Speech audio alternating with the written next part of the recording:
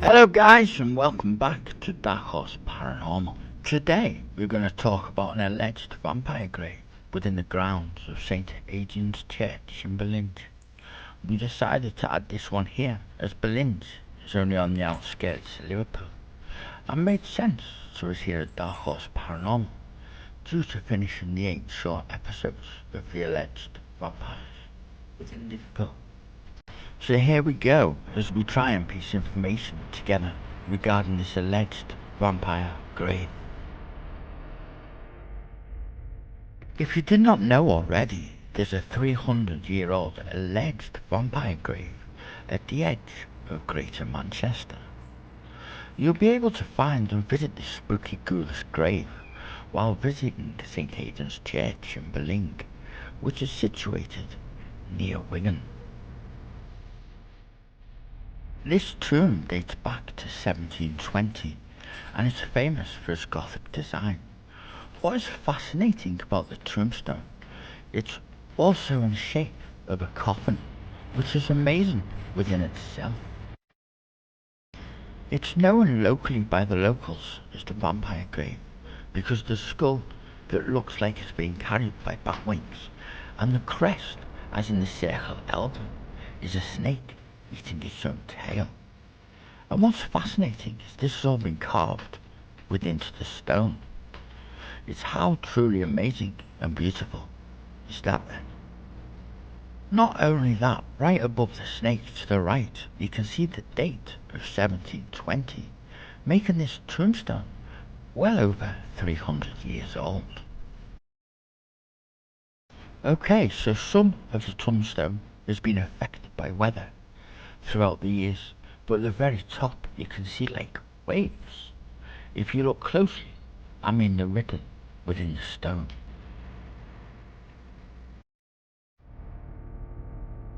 We left this with our researching team here at Darkhorse Paranormal, and they came back to us with, back in the day at some point, that part was something that appeared to be like a cloth or a curtain.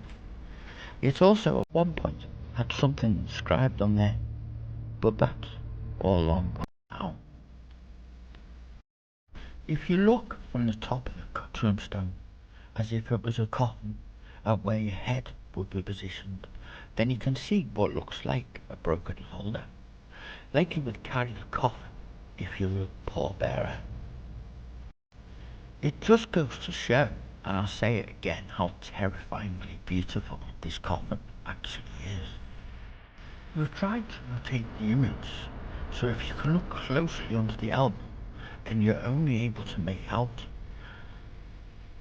and it reads George and Kitty Smith. We do say if you go along to St. Adrian's Church, you'll be able to see all this for yourself. The symbol on the tomb is known as the Ouroboros, which this is where a snake or dragon eats its own tail to describe the internal cycle of destruction and rebirth. This listed coffin, however, is the resting place of a gentleman called George and his wife Kitty Smith. The local legend has it that George died after being bitten by a snake while he was working in a quarry not too far from his resting place, and Kitty, his wife, was buried with him after dying from a broken heart. Other legends say it was actually Kitty who was bitten by the snake, and George took his own life in a fit for grief. Either way, whatever way you look at it, it's agreed it's a true Gothic love story for the ages. When I say the fact of a local legend and the myth of a vampire, you can't help to go back to the ultimate vampire love story, with the original vampires being Dracula and his vampire bride. It's up to you which one you go off, the book or the movie. However, it could still be a vampire grave, right? Or could they both be vampires? So here we go after doing some researching on this alleged vampire grave. We're still no closer to find out the whole truth, apart from what we know is defo not two bodies within this 5'3" coffin. In fact, they're actually buried underneath the slab that the tombstone's laying on. The church itself was built in 1718, so that makes George and Kitty Smith being maybe one of the first, laid to rest within its grounds. During our research we came across that a skull with bat wings in a church monument could symbolise rebirth after death, with the skull representing death and the bat wing representing birth. The skull is usually depicted on feathered wings, which is a traditional medieval symbol that refers to both the inedible and the recreating element of death, the soul that flies to heaven. However, bat wings have a fleece, not feathers, which would have a more grim outcome. There's also this conclusion: the skull with bat wings usually symbolises death by disease, that the person died of a fatal disease like smallpox, TB, the plague, yellow fever. Some of you might see the image as a child or a cherub with bat wings for the same reason, but meaning it was a child that died of a disease. A lot of contagious diseases back then weren't understood by the general public, and always used symbols like that to signify the disease sort of come on wings and flew off on the person's life. This is how the general public understood it. It was like something supernatural to them. But still, we could look at it a different way again.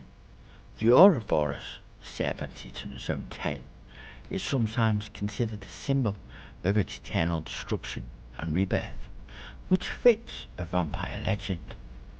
There are earlier meanings in the Egyptian and Greek cultures, but 18th century England would have used the previously stated meaning.